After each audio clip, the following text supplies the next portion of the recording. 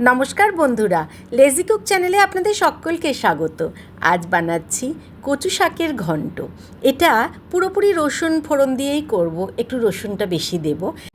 শুধুমাত্র রসুন ফোড়ন দিয়ে যে এত ভালো কচু শাক করা যায় আমি শিখেছি এটা মালদার এক বন্ধুর কাছ থেকে।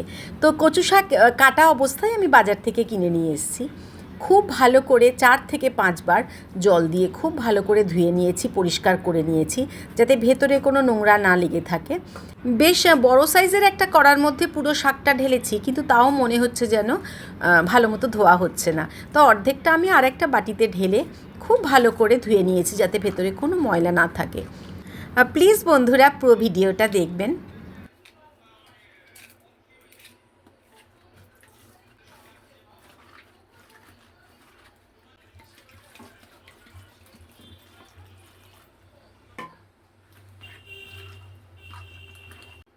খুব ভালো করে ধুয়ে আমি জল ঝরিয়ে নিয়েছি। এই কড়ার মধ্যেই অল্প একটু নুন দিয়ে, এখানে আমি 1 চামচের মতো নুন দিয়ে জল ছাড়াই পুরো কচু শাকটা আমি গ্যাসে সেদ্ধ করতে দিলাম। তবে প্রথমে গ্যাসের ফ্লেমটাকে একটু জোরে দিয়েছিলাম, তারপরে মাঝারিতে রেখে আমি পুরো সেদ্ধ করেছি। প্রায় 15 থেকে 20 মিনিট আমি এইভাবে রেখেছিলাম একটু ঢাকা দিয়ে। দেখুন পুরো কমে গিয়ে অল্প হয়ে গেছে আর একদম সেদ্ধ হয়ে গেছে, জলও বেরিয়েছে। এবার একটা ঝাঁঝরিতে আমি এই পুরো কচু শাকটা ঢেলে জল ঝরাতে দিয়ে রাখলাম। এবার কড়াতে প্রায় 2 চামচের মতো সর্ষের তেল দিলাম। ফোড়নে দিলাম 2টো শুকনো লঙ্কা, একটা তেজপাতা আর 1/2 চামচের মতো কালো জিরে। অল্প নেড়ে চেড়ে রসুন কুচি দিলাম। এখানে রসুন কুচিটা বেশ 1/2 কাপের মতো নিয়েছিলাম, বেশ অনেকটাই নিয়েছিলাম। আবারও নেড়ে চেড়ে দিয়ে দিলাম অল্প একটু হলুদ। এখানে আমি 1/2 চামচের মতো হলুদ দিলাম। আবারও নাড়াবো।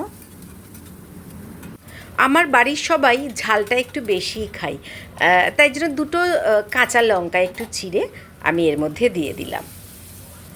আবারও নাড়াবো। বেশ কিছুক্ষণ এইভাবে নাড়বার পর পুরো কচু শাক সেদ্ধ করা, জল ঝরিয়ে রাখা পুরো আমি এর মধ্যে দিয়ে দিলাম। বেশ সময় ধরে আমি এটাকে নাড়াতে থাকবো।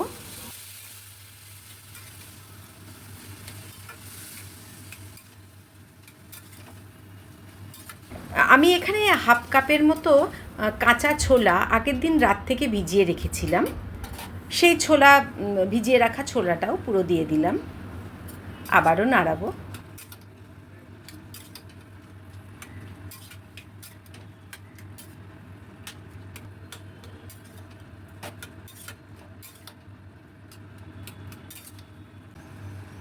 এবার দিয়ে দিলাম স্বাদ মতো নুন। সেদ্ধ করার সময় আমি 1 চামচ নুন দিয়েছিলাম, সেই হিসেবেই নুনটা দিতে হবে।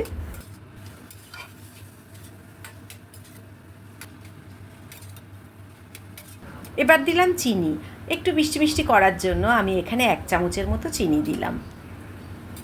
বেশ ভালো করে নাড়াবো। প্রায় শুকিয়ে এসছে, আরও একটু নাড়াচাড়া করে আমরা এটাকে নামাবো। এবার তেজপাতাগুলোর কাজ যেহেতু শেষ, আমি এগুলোকে একটু বেছে বেছে ফেলে দিলাম।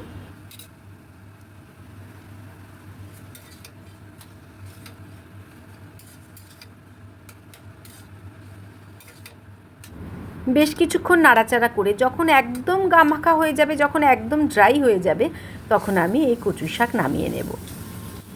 খেতে অসাধারণ হয়েছিল বন্ধুরা। প্লিজ একবার রসুন ফোড়ন দিয়ে ট্রাই করবেন। আজকের এই রান্না কেমন লাগলো প্লিজ একটু কমেন্ট করে জানাবেন।